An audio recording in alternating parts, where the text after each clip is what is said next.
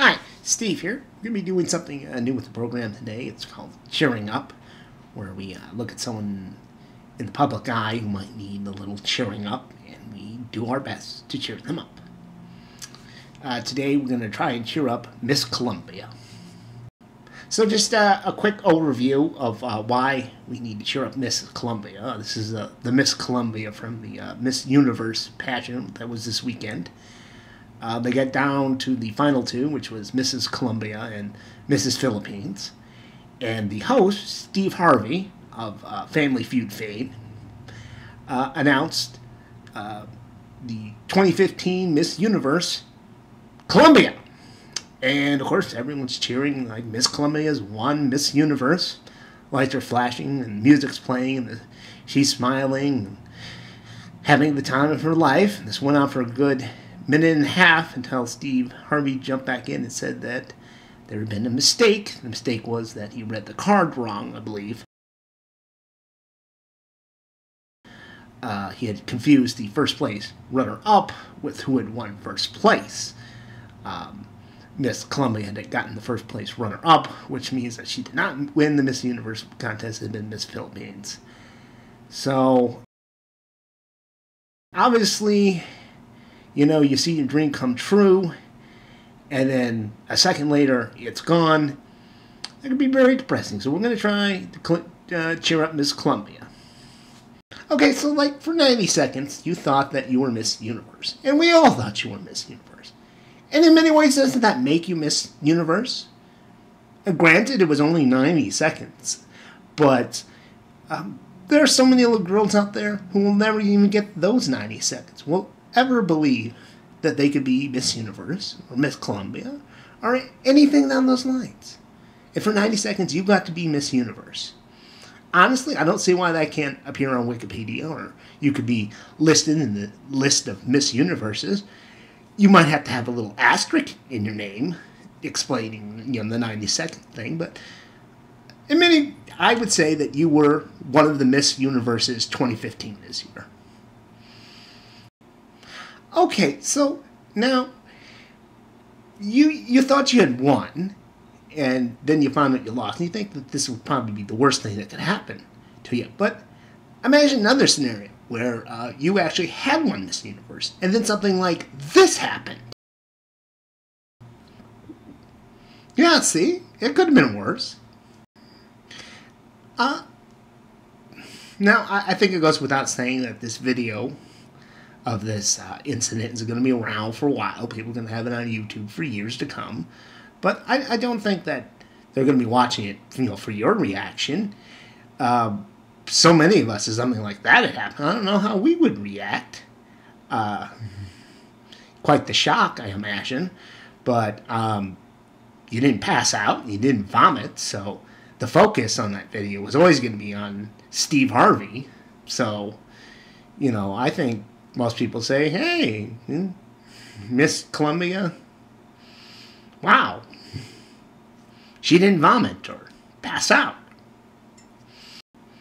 And just remember, you're the first runner-up. If anything happens to Mrs. Philippines, you would, again, become Miss Universe. And don't think that something like that can't happen, if you know what I mean. So, you know, you got, I guess, the second place in the beauty pageant. But, you know, lots of people get good people get second place. Buzz Aldrin, second man on the moon. Nancy Kerrigan won a silver medal. I don't know if you're familiar with Adlai Stevenson. He got runner-up in 2 elections against Ike Eisenhower.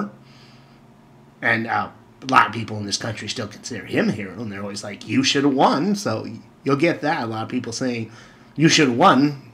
And we thought you did win. So you got that going for you. And, you know, Liam Hemsworth, the second most handsome Hemsworth brother. I don't know if you're familiar with Adlai Stevenson. He got runner-up in 2 elections against Ike Eisenhower.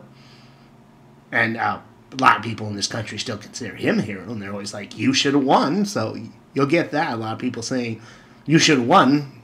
And we thought you did win. So you got that going for you. And, you know... and, you know, speaking of presidential candidates a lot, how about Thomas Dewey?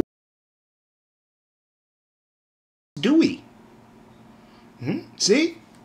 He's been in your shoes. He probably woke up in the morning, had his breakfast, saw the paper, thought he was the president.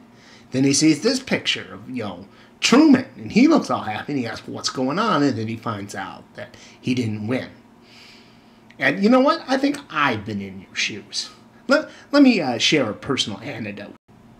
So a couple of years back, I was at this club in Killeen, Texas called The Odds. This is the early 2000s. It was like a techno club. And every Friday or Saturday, they had these sort of dance-off competitions.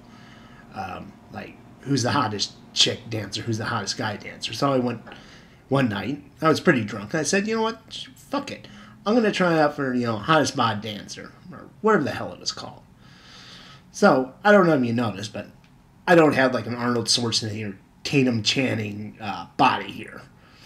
You know, I look like Drew Carey more in one way. And I look pretty much like this back in 2003 or 4 or whatever the fuck it was. So I get out there, and I'm up against people who've got, you know, the Chippendale dancer type bodies. But I figure, you know what, I got some crazy moves. And maybe, just maybe, that people will find funny enough that they will vote for me. And I will win the hottest bod guy dancer thing. So I get out there, do my little fucking dance.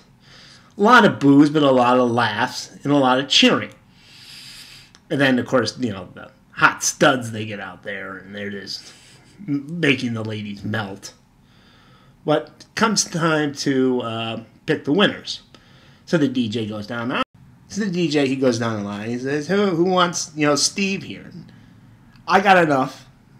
You know, a lot of cheering because the humor vote mostly was guys who just found me amusing, I believe.